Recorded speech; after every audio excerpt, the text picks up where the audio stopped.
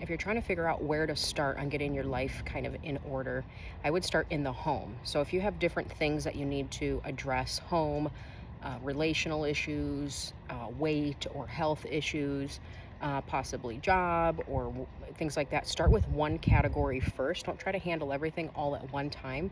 What I did is I started in the home. This gives you some momentum. It helps you really make some progress with what you have and start with the process of elimination. So you're going to declutter and remove things first. You're going to let go of what no longer serves, get into your closet, really start thinking from a higher place. So there's a higher version of you and a lower version of you.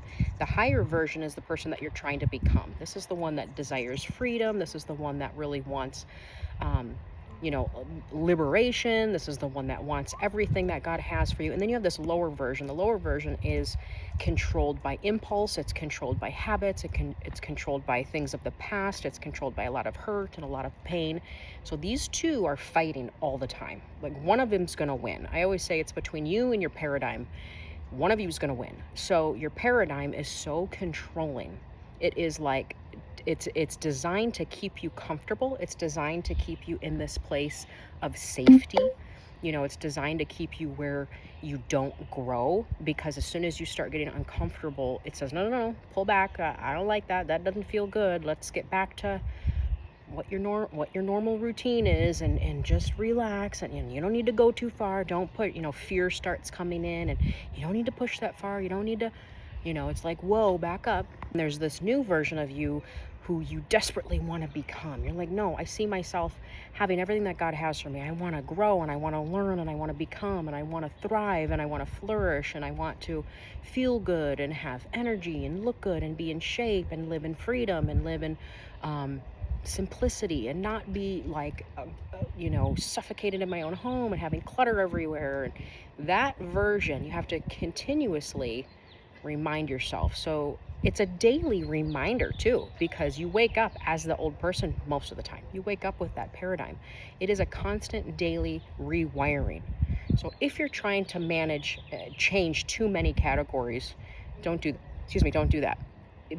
Keep one like dominant thing, one main goal. So if it's the house, or if it's that, you have to handle all of that first. Get rid of the credit cards. Don't give yourself a way out while you're going through this transition. Unfollow the influencers who are pressuring you all the time to buy junk. Not the ones who are sharing their home and their life, and it's a genuine, authentic kind of way, but the ones that are just pushing, sharing just so much meaningless junk that's digging you further in the hole.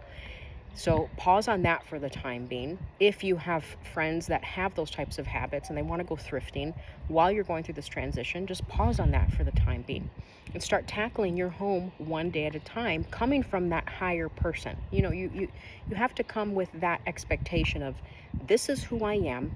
I'm not this anymore, and I'm not going to tolerate this lower version. I'm this person. You're rewiring yourself as you're going along. And as you rewire yourself, it's going to take time. This process is a process. It can take years, but technically you can do these in like 90 days. If you say, I'm going to do 90 days, knock this out, 90 days, knock this out. So what I did is I did the home stuff first. That was my first thing that I tackled. And then after that, I started working on my health. I realized my hormones were out of balance. I was out of shape. There was a lot of things that I needed to deal with physically in my body as you age. And I had turned 40 during this process, and now I'm in my early 40s. But it's a process where you just want to get yourself back, because after the years of consuming and living with all of this junk and garbage and things that you don't need, and high pressure and stress and chasing everything, then you realize, wow, I need to get myself back. And that's not a selfish thing, though it's going to feel like it. And when I started doing that, my family was like, what? You're going to the gym? Like, you hired a trainer? Like, it was really odd for me to be like, yep, I'm leaving. You guys are on your own for an hour. Because they were so used to me being there. And it did cause friction, because then I had to change their paradigm of what I had created to be acceptable in our home. That brought me into changing the food. That brought me into changing how we ate, not eating out. And they were pissed if we weren't eating out all the time, because we were used to doing whatever we wanted, whenever we wanted, eating out. Nobody was counting calories. We were just going through the things and, ordering whatever and overeating, and it didn't matter. And, oh, let's do this. Let's watch a movie. Let's watch movies today, and let's get Cheesecake Factory and all this stuff. And I had to put a stop to all that. And it was really hard to be the one in the household to say, no, we're not doing this. And it wasn't like we went cold turkey, but I said, we got to get this under control. At some time in your life, you have to correct these things. You have to grow to the level and start correcting yourself and really become that person. Because how long is time going to pass by where you keep allowing this lower version of yourself when you know that you can do much better and you can be much better? So these are things: home, then work on yourself.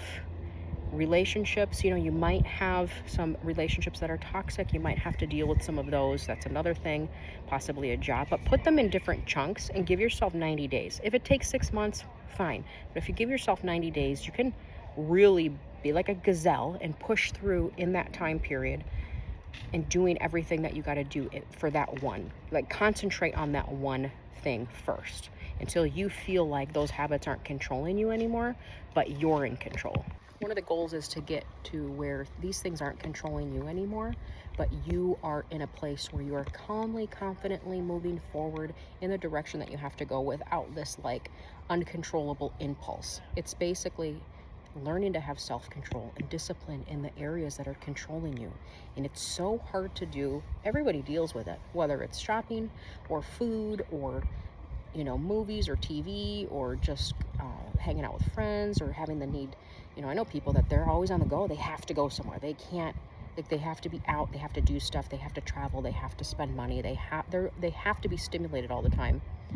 Well, if that ends up being a problem controlling you in your life, and you don't know where your money's going, you don't know what you're eating, you don't know what you're watching, you don't know what you're consuming, you're just dumping all this stuff in. So God wants us to get to a place where we are calm and confident and making decisions based on this person, this higher version of ourselves, the person who He's created us to be, not this lower version. So I hope that helps. If anyone has any questions, feel free to leave them in the comments.